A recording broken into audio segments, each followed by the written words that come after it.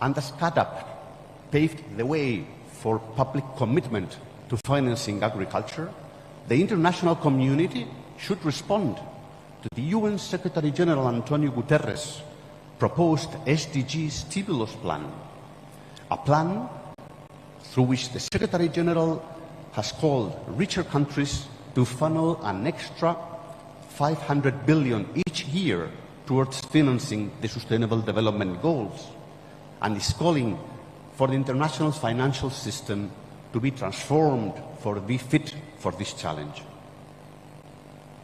Concluding, Excellencies, it is imperative that we connect our efforts, the efforts of our governments, those of the United Nations family, of the international financial institutions, also of the grassroots organizations, NGOs, social movements, the business community and private sector, the research institutions, connect them towards the titanic yet achievable effort of food systems transformation. And this is exactly what the Committee on World Food Security of the United Nations, I have the honor of chairing, aims to do. Excellencies, colleagues, together we can make it, we can succeed.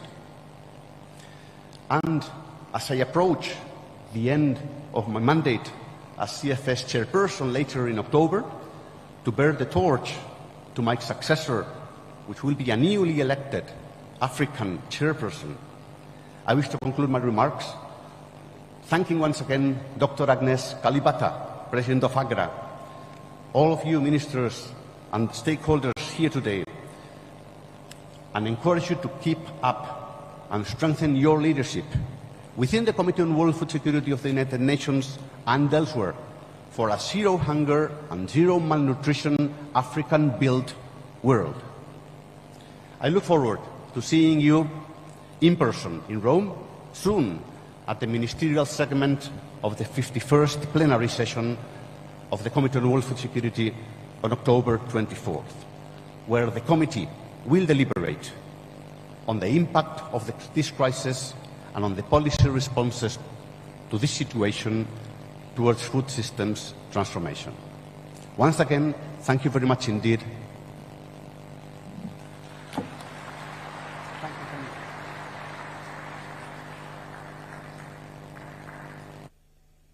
We are going to count down to the launch of the Africa Agriculture Status Report. That will happen within the next 1 hour or 90 minutes, and we will do that countdown together online and also in our conference space. But to give us a preview of what is in that status report, we have one of the lead authors with us to help us unpack it, understand it, why it is so important. Dr. John Olumwengu, please come and join me at this podium. Thank you. Dr. Olumwengu is from the IFPRI. He is one of the senior researchers. Dr. Olumwengu, how many pages are in the report? Thank you, Femi. So let me quickly take you through the report for this year. Empowering Africa Food System for the Future is the theme of this year's report. Think of food system as a car, and that Africa's car is broken and needs some fixing. So the way we... Okay, this thing is...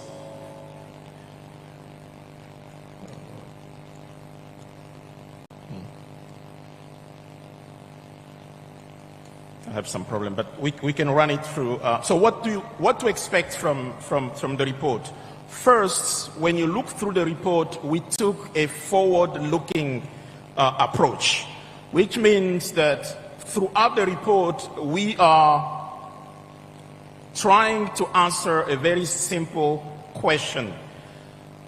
Why to empower Africa food system? The target, the aim to that empowerment is to achieve sustainable, healthy diet for all Africans. However, unless we understand what or where we are recovering from, we cannot find the path for recovery. And that's why in the report there are 3 chapters that focus on the state, analyzing the state of Africa food system.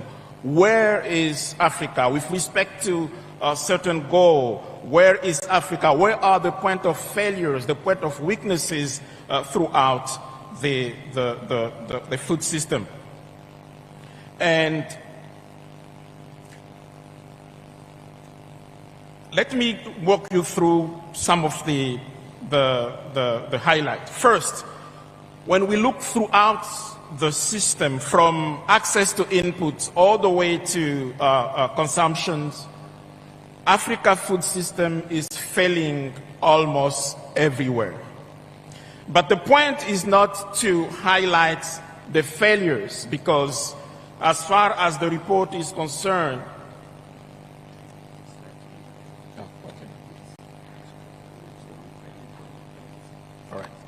so the point is not to only highlight the point of failures, but also identify the areas that need interventions. Some reviewers thought that these 3 chapters on assessing where the system is, the system are, were too gloomy.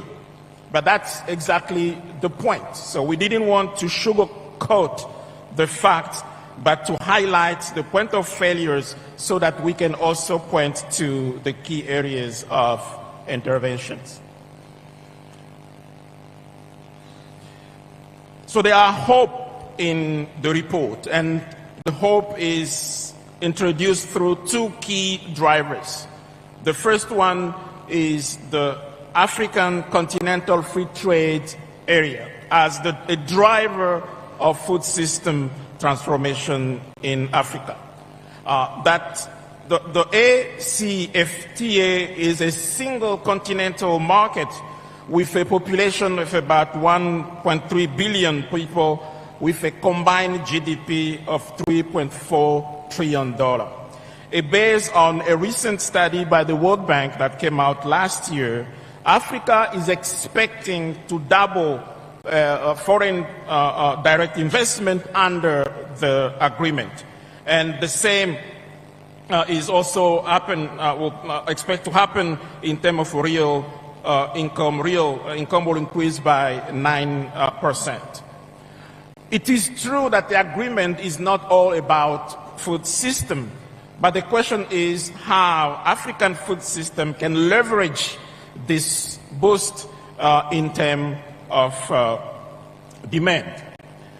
The next channel of hope is coming through demographic dividend.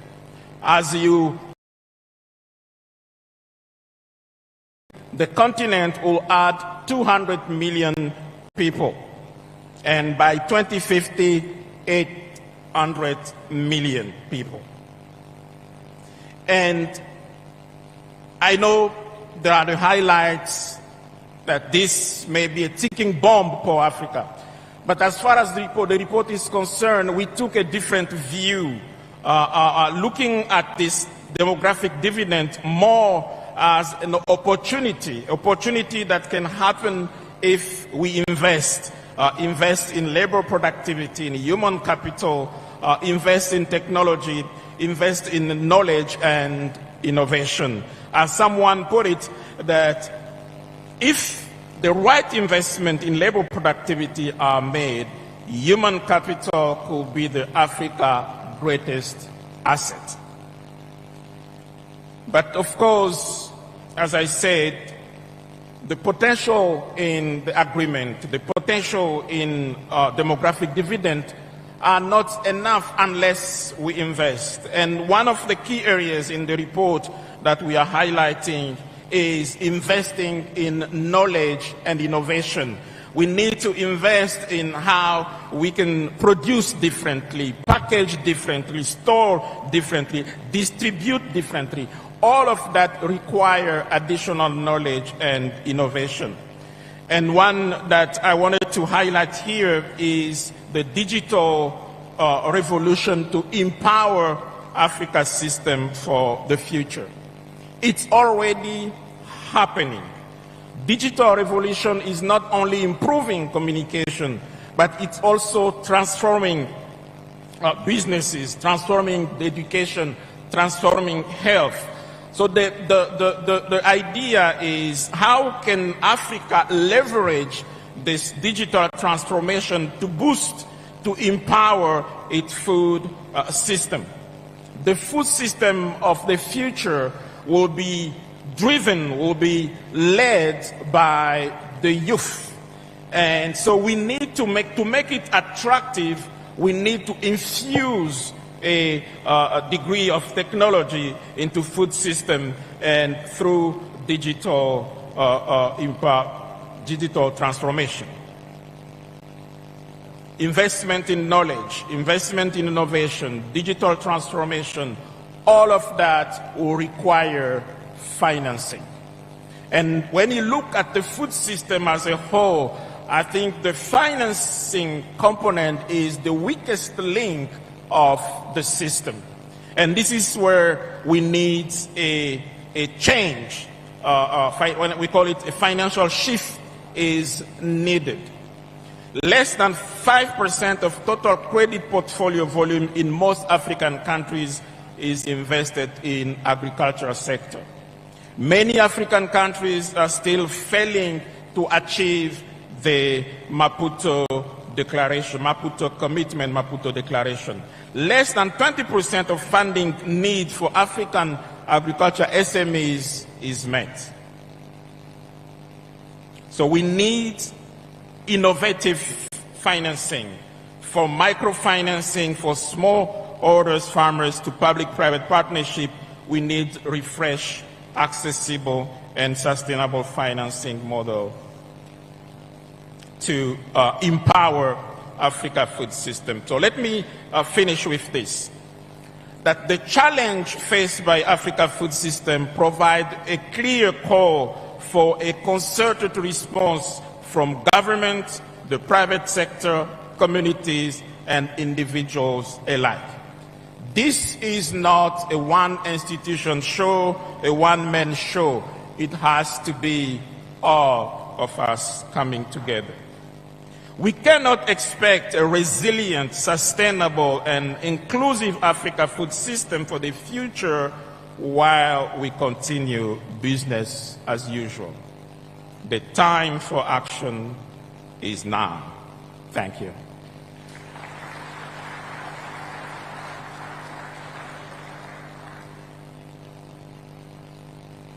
What would a panel discussion look like if we're talking about the Africa agricultural status right now? We are about to find out. For the panel, please make your way to the stage. Thank you very much, I appreciate you. And we're looking at multiple stakeholders, collaborations, and partners. And I'm going to invite all of the panelists to join us on stage for the first panel, the first discussion. Please take a seat.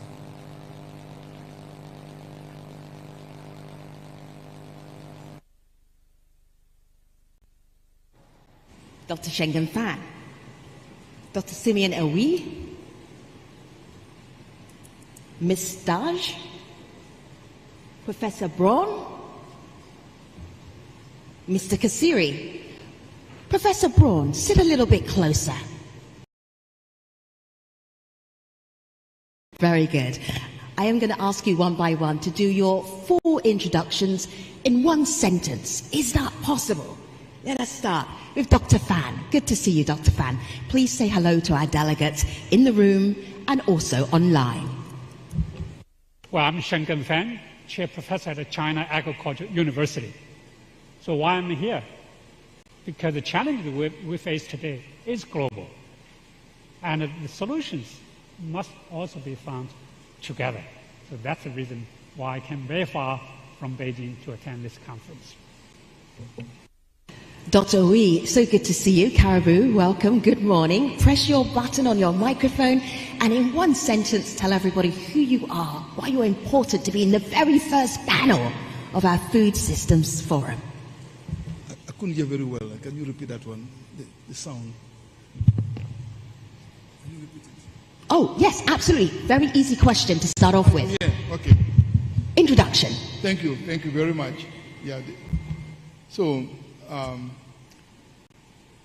interesting question. I'm Simeon Ewi, and I am the Director General of the International Institute of Tropical Agriculture and Regional Director of the CGIAR for Africa, continental Africa.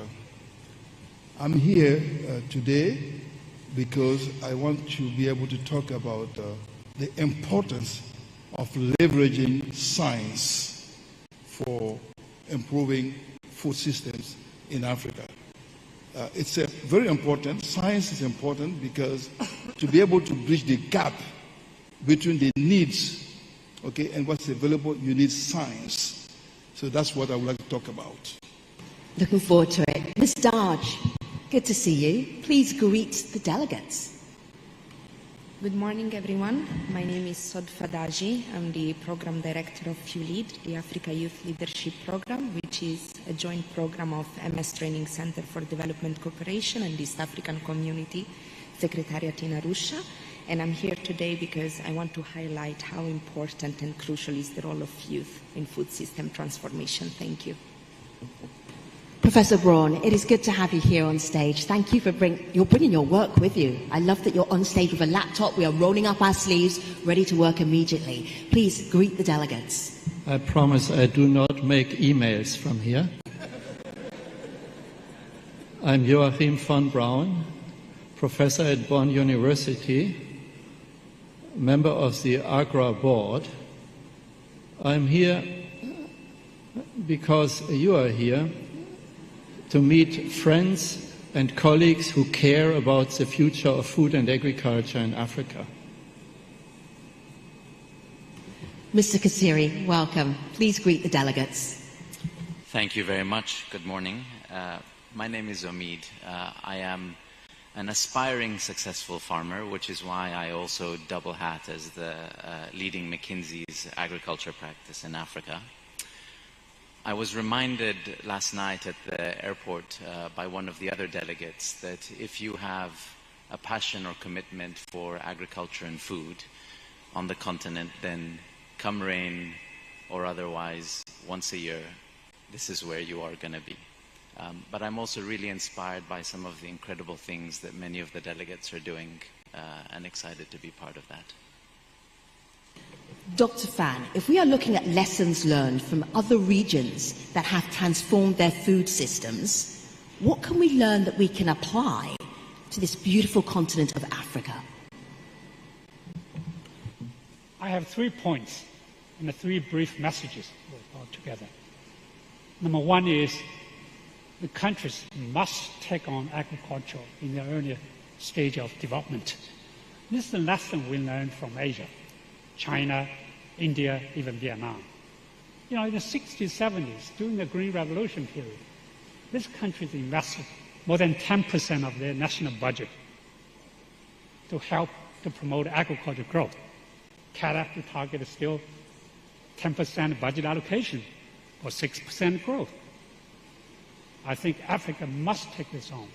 And equally important is the priorities of this investment to support what John Onwange just mentioned, you know, all these revolutions. So my number 2 message is certain environmental, social, or nutrition health must be taken on in an earlier stage. Do not wait. This is the lessons, this is the mistake we learned in Asia. We didn't pay attention to nutrition. We didn't pay attention to environment during, let's say, 70s, 80s, or even 90s.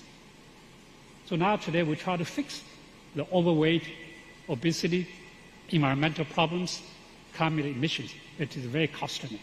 I really hope Africa's food system transformation in its earlier stage, at this sort of interventions must be taken on earlier. My last message is innovation knowledge will be so critical. I think this forum is indeed the purpose to bring different stakeholders, farmers, women, youth, scientists from CGIAR or from National Research System, private sector. So we share the knowledge innovation. We can really push the transformation system. So AGRA really plays a very big platform on that. Now a bit more sort of a promotion. In China, from November 2 and 4th, we are going to organize a seminar, probably with a more regional focus, on so-called World Agri-Food System Forum in Beijing. And we will bring different stakeholders. We learn from AGRA how we can really engage different stakeholders to really bring research, innovation down to the farmers. So thank you very much. The 3 brief key messages we learned, I wanted to share with you.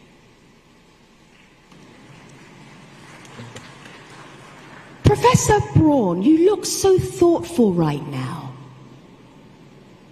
Articulate your thoughts. Yes, Professor Braun. Acoustics is suffering. You know, we have to talk about risks and opportunities. And let's start with risks. There are opportunities in all these food systems related risks. The Global Risk Report, which comes out annually, puts at the top of global risks the failure to mitigate and adapt to climate change, natural disasters, inflation, so cost of living crisis. All these global risks also apply to Africa. Africa has a risk coping capacity, but it needs to be strengthened. When we talk about resilience, we talk about the capacity to bounce back from a bad or unsatisfactory situation, the situation which our colleague John Olumwengo presented.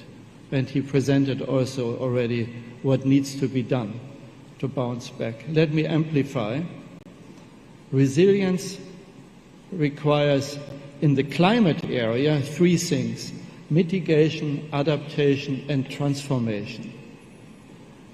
And for Africa, most relevant is adaptation, adapt the food system to the crisis situation. And what does this mean? Advanced plant breeding, social protection with nutrition components, water use efficiency.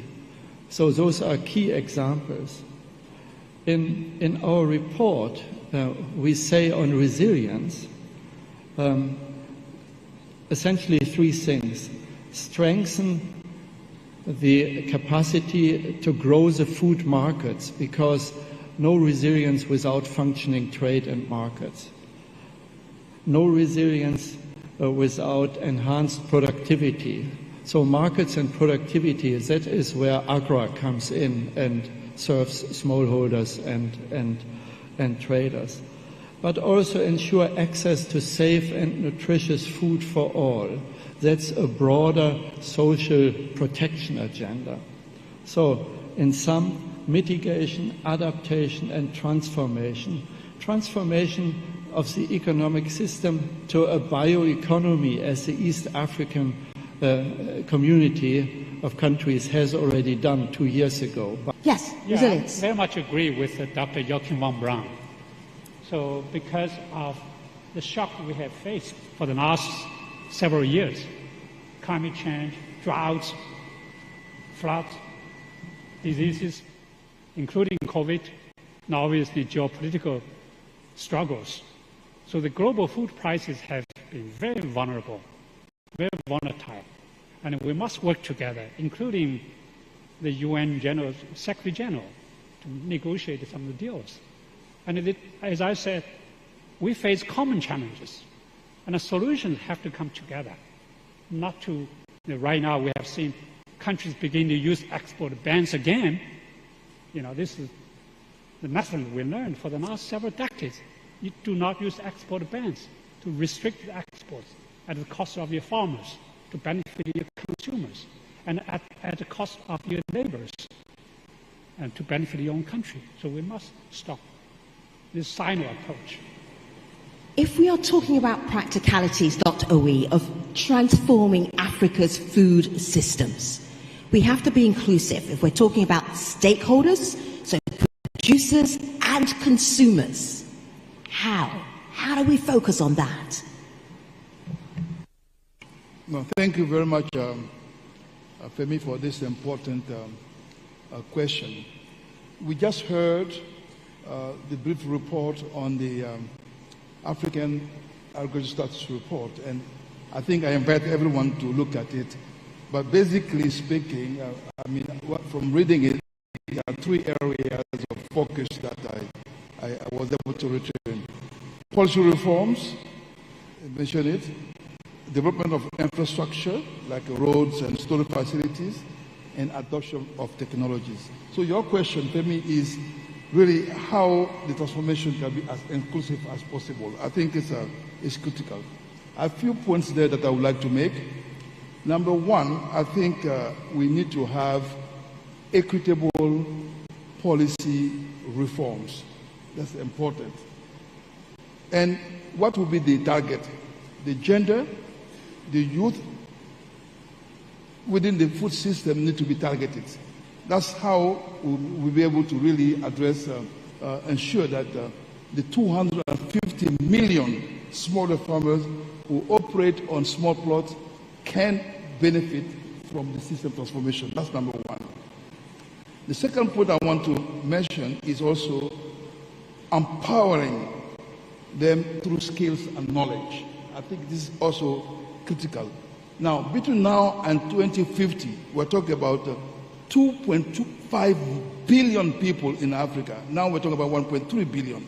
So these farmers, these people, the farmers who are going to support the food for these people will need to have their capacity built so that they can provide the nutrition needed for the people. Access to resources is critical. Resources is not just money. It's about access to land. It's about access to credit. Okay? It's about access to various means of production. We need to be able to target, them by strata and ensure that they have access to those resources. The technology generation and adoption is critical. Just now, before the session, we had a meeting with the African Development Bank on the Dakar 2. And the question is, how can we translate the technologies that are coming out of science from the research, the CGIA, the Natural Research Organization, in the hands of people?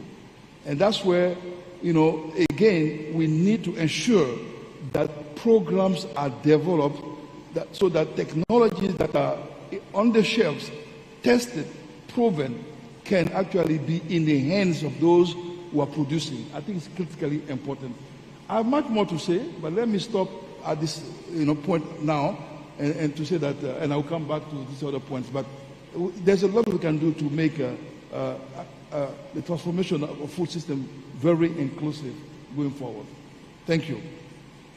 So delegates who are watching online around the world, the hashtag is AGRF2023. So I'm putting this out to you. If you're a young person, if you consider yourself a youth, what innovative strategies do you already have, do you know will work, that will help speed up the transformation of Africa's food systems? If you're here, delegates in the room, if you consider yourself to be a young person, put your hand up right now. Where are the young people in the room? Just a sprinkling, Miss Daj.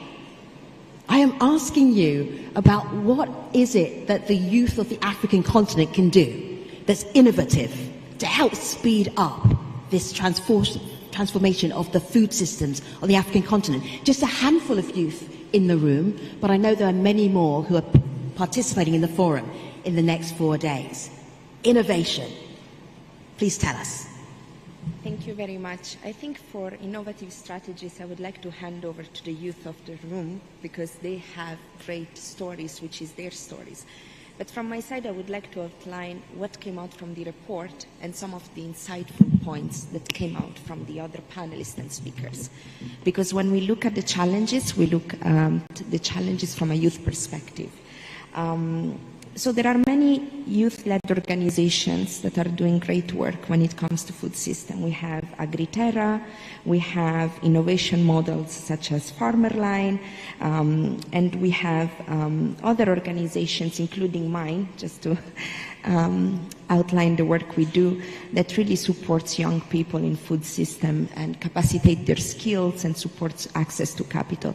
But the truth is we're facing different challenges that is preventing youth meaningful contribution to food system transformation. Allow me to outline few which can contribute to the report. So policies are crucial for system transformation. The truth is that we are the youngest continent, but the average age of our leaders is 63. We have an intergenerational gap and we don't have enough platforms where young people, as the great youth here, can speak to their leaders and address their concerns. So I'm glad to see this forum that is getting more and more inclusive. By the way, I do believe inclusivity is costly, so we need to talk about that as well. And so we need intergenerational leadership and increased representation of youth in political institutions, processes, and decision making. I see here the ambassador at large and the mention of the conference in Roma, so I do hope that young people of Africa are invited and supported before that conference to develop recommendations that speak to their concerns. The second point is digital technology and digital revolution. Only 28% of Africans use the internet, and agri-food systems are enabled by technology, and so we require significant public investments and improved regulations and coherent policy and incentive framework. And the reason I'm mentioning this recommendation is because actually African youth are working to address this recommendation, but we still need a more cross-sectoral engagement. Ethical issues and decent work in food system. Now, this is close to my heart. More and more youth are sensitive and aware to ethical issues, including decent work in food systems. And there is therefore a component of social justice implications, which I believe we need to bring to this forum. And we must integrate the perspective, including inclusivity, but also different realities, climate change, extractivism, protection of the environment, as well as gender inequality and stereotyping. As we speak, I come from a country where the effect of customary law and land inheritance are still a challenge to young women like me. And then youth employment and investment in youth. I was so happy to hear the mention about AFCFTA, because indeed it's innovative and a game-changing and improving food security as well. And with the protocol on women and youth, it's clear that we are at the forefront of the change, including in the food system response. However, we need to simplify access to finance, and I think this is the biggest issue that African youth are facing.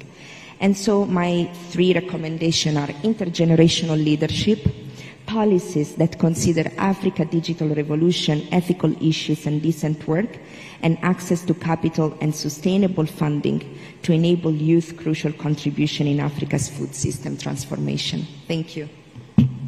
So what we are doing on this stage today is just touching on some of the much deeper themes that we will be exploring over the next 4 days, in breakout sessions, in the plenary sessions, in bilateral meetings that you are having as well. Remember, recover, regeneration, and then finally act. Mr. Kasiri, critical strategies that we need to be thinking about in the next 4 days for transformation. Thank you very much. Strategy is critical. Different countries are solving for different things at different times. We have to think about the livelihoods of the 250 million small farmers, smallholder farmers. We think about food security. We think about the effects of climate change. And so this ever-changing set of realities means that we have to think about the trade-offs, and those trade-offs means having smart strategy. However, I would posit that even more important than strategy is getting things done. Sometimes strategy gets the results you want, sometimes it doesn't. But once you move into delivery and getting things done, you have momentum and you can learn and you can adapt. As we scan the landscape across the continent, we see many pockets of progress that have been made, including where we sit in Tanzania, which is a powerhouse of agriculture regionally. But with the 50-plus countries we have, only 3 or 4 have made a structural, substantial improvement in the performance of their agriculture and food ecosystems. And so it really speaks to the fact that we do need to invest in thinking about how we are going to deliver these strategies. These countries where we've seen this improvement have long-term commitment to the sector. They put resources, both human and financial, behind it, and often make structural changes to ensure that it happens. But as the agriculture and food systems evolve and become more complex, we need to learn to benefit from other models of delivery too. It should not fall squarely on the shoulders of government. Where government puts in place the right policies and the right enabling environment, we see the power of the private sector being unleashed in incredible ways to have significant impact. We speak about the fact that governments are not able to fund their ambitions in this sector. The private sector can unlock multiple times that funding if, again, we create the right environment for them. And also, we really shouldn't put aside the really important role of development partners in implementing, because often in this space, what needs to be worked on is a public good. And where there is a public good, development partners have a very crucial role to play. And so bringing all of these together, the public, the private, and the development partners, with a strong focus on getting things done, I believe, would put our continent in a substantially different place. My wife often reminds me, and she says, Omid, you always seem to have a strategy around how you're going to get your body in shape. I seem to struggle to get it done. And so I'd posture the same is important for our sector. Mr. Kasiri, Professor Braun, Dr. Hui, Dr. Fan, Ms. Daji, thank you for getting us started on the very first discussion in this very important Africa's Food Systems Forum. Thank you. Please be seated.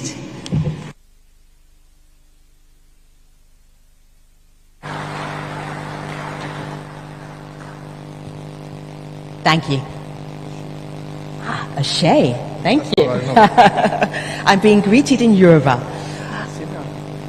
That was the first discussion in our plenary session, the official opening plenary ceremony, but we are getting ready for discussion number 2. I am delighted to be sharing the moderating with Ms. Nadine Bossa. Nadine, please come and sit and bring your panel with you. Fantastic, thank you so much. Nadine Bossa is the Director of the Food Systems Coordination for IFAD, and I will be handing over to you so that you can instruct your panel.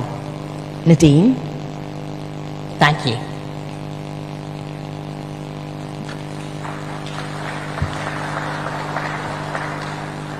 Good morning, everybody, and thank you, Femi. It's never easy to moderate after you, but I'll try to entertain you as well as she did. So we're going to start with the second part of the opening session, and it's basically food system stock taking. Where do we stand 2 years later? We will not start again. You know that we all convened 2 years ago to commit to food system transformation in Africa. The first global stock take took place 6 weeks ago in Rome and brought leaders, ministers, stakeholders, civil society in Rome to discuss 2 years later, after committing to transforming food system, where do we stand? We don't want to come here every year and hear about potential. The potential of Africa. We have the youngest population in the world. The median age is 20 years old. We have 65% of uncultivated arable land. We have solution, we have technology, we have research to make hunger, poverty, malnutrition, climate disaster, a story of the past. But the theme is recover, regenerate, and act. So, as I said, I don't want to come here every year, meet you, and discuss the potential we have.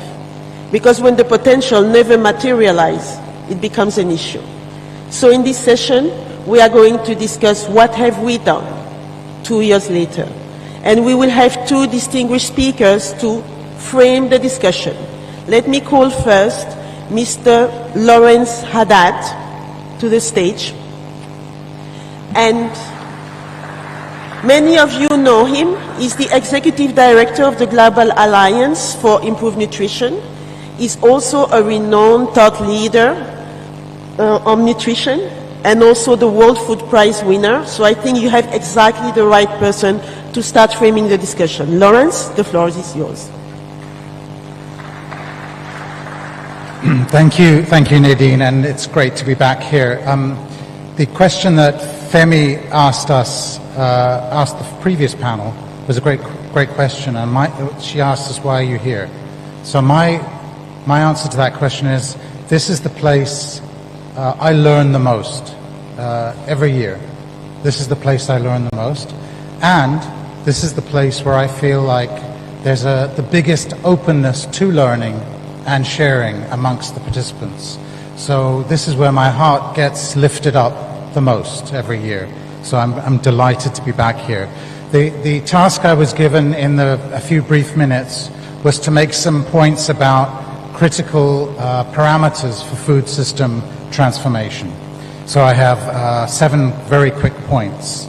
So the first thing is to prioritize goals. We know that food systems can do lots of things. They can reduce hunger, reduce malnutrition, improve resilience, accelerate climate action, promote biodiversity, generate jobs, reduce poverty. But it's difficult to do all of these things at the same time. So a government will have to, and a business, and an organization such as GAIN, we have to prioritize what we're going to be doing first. That's very important. Not loud enough. Second, thank you, Nadine, always taking care of me. Second, know your food systems. Is that better? Yes? Second, know your food systems. If I was a policymaker in Africa or anywhere, and I was tasked with developing and transforming my food system, I would be in a panic because I would say, what does my food system look like? And if I need to find out what my food system looks like, I have to go to 30 different sources of data. So we need to develop platforms that bring all food system data together to make it really easy to describe and diagnose a country's food system. GAIN and FAO and others are working on a food system dashboard, and I encourage you to look at that. The third thing, know your resources. I bet you don't know, ministers, how much your government spends on your food system.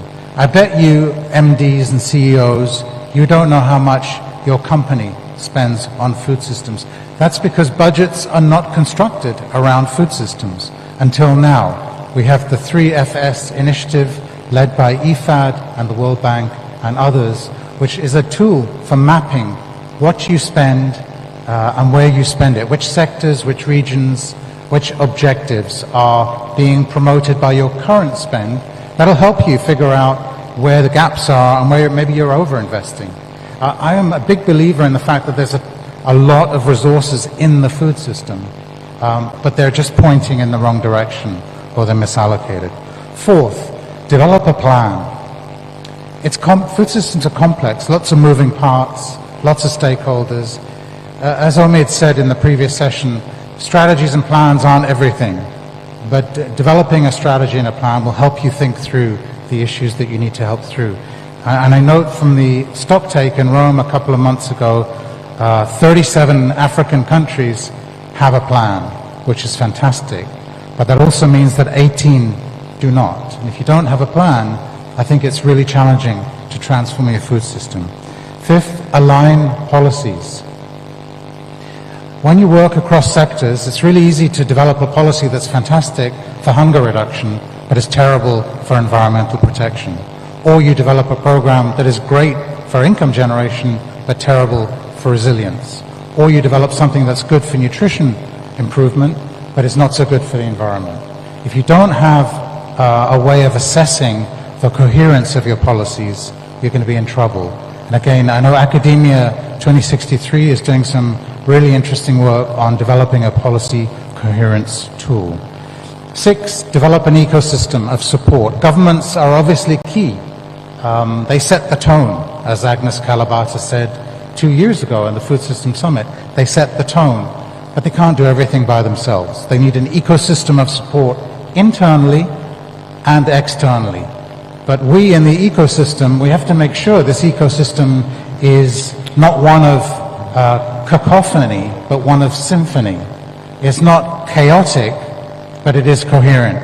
It is not individualistic, but it is collective. And that's a challenge to every one of us in the room. If you are here and you say you support a government, then you better be working with other people who say the same thing. And finally, we need to assess progress. If you don't assess progress, you're flying blind. If you don't assess progress, how can we take anything you say seriously? There isn't a mechanism for assessing progress in food system transformation yet, but there are a number of important initiatives. One of them is you'll see in the State of African Food System report that will be released later today. You'll see it. It's called the Countdown Initiative. It's got 50 indicators that I think are a good starting point for any government who wants to assess its food system. But more important than that, we can't wait for 5 years to see if our food system transformation is working on environment or health or food or nutrition or jobs. We need some progress indicators. We need to see our policies being changed, our resource allocations being changed, our institutions being changed, is data being used. So colleagues, the good news is from this Countdown Initiative, which you see in the report, is that compared to global averages, Africa is doing better or the same in half of those 50 indicators. So I want to echo what John said this morning. It's not all doom and gloom. There are some areas where the rest of the world can look to Africa and learn from Africa. So with that, Nadine, thank you.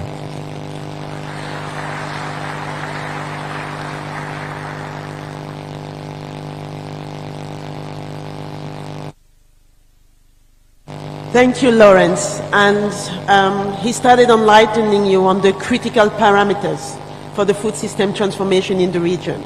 I want to call on a renowned also expert from the region, Dr. Jean-Jacques Mohinda, Regional Head of East Africa AGRA. The floor is yours.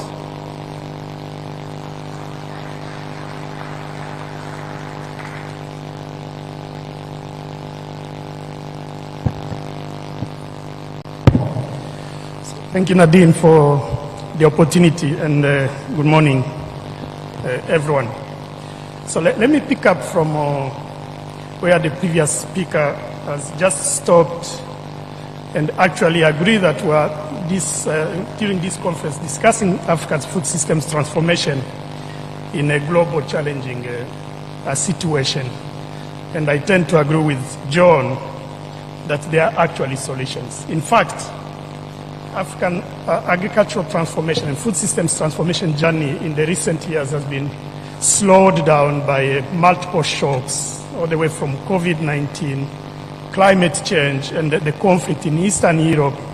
If you look at some of the critical CAADP Malabo commitment, for instance, on reducing hunger, on accelerating investment, and even poverty eradication. Just to use a few facts and share a few ideas for the next panel to consider, we now have evidence showing that African agricultural productivity growth has been reduced by close to 34% in the last 50 years due to climate change. We also have emerging data and statistics showing that our continent now is home to 1/3 of people facing hunger, if you look at the numbers globally.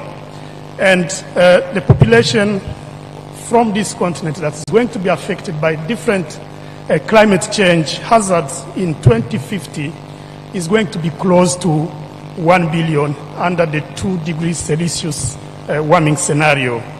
Another probably important statistic, and John mentioned briefly on this, is the reliance on import on some of the food commodities. And if you look at the current statistics and the numbers we have, we're spending nearly 34 billion on 4 agricultural commodities that can be grown in existing food baskets and agroecological zones in the continent, such as wheat, maize, rice, and soybean. And this is a continent where we're still importing close to 90% of fertilizers, spending another close to $5 billion annually on imported fertilizers. And all of this is being worsened by declining development flows in the agricultural sector. If you compare numbers from 2021 and 2022, when we had the COVID-19 outbreak. Now, I want to share a few ideas for the next panel to consider. Number one, if you have to accelerate implementation for the remaining 2 years to the end of the CAADP Malabo in 2025, we need as a continent an integrated plan that brings together investment that promote agricultural productivity, that support infrastructure development for production, for marketing, for value addition, but also investment in climate resilient practices. Number two, we cannot accelerate implementation if we keep implementing in isolation. So I'm proposing the panel to take into consideration the idea of integrating existing continental framework, CAADP, the African Continental Free Trade Area that was mentioned earlier, the Program for Infrastructure Development, the Science and Technology Strategy for Africa known as TISA, including even the framework on AU data policy that can help us tracking like the previous speaker has been mentioning. And all of this in the context of the Africans Agenda 2023, but also the SDGs by 2030. Good enough.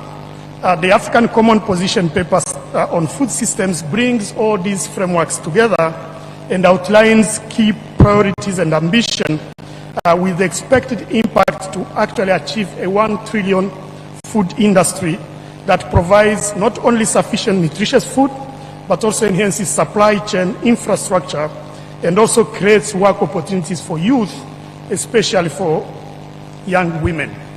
My last point for the panel to consider is on rethinking the governance of the future African food systems. Today, we cannot continue shying away against some of the emerging trends. For instance, integrating the cutting-edge technologies.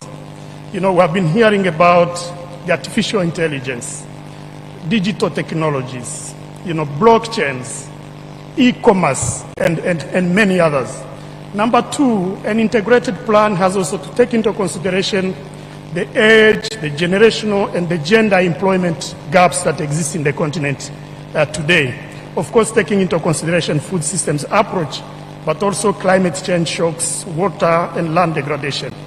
Number three, it has been already mentioned that this is a continent that is home to the world's largest, youngest and fastest growing population.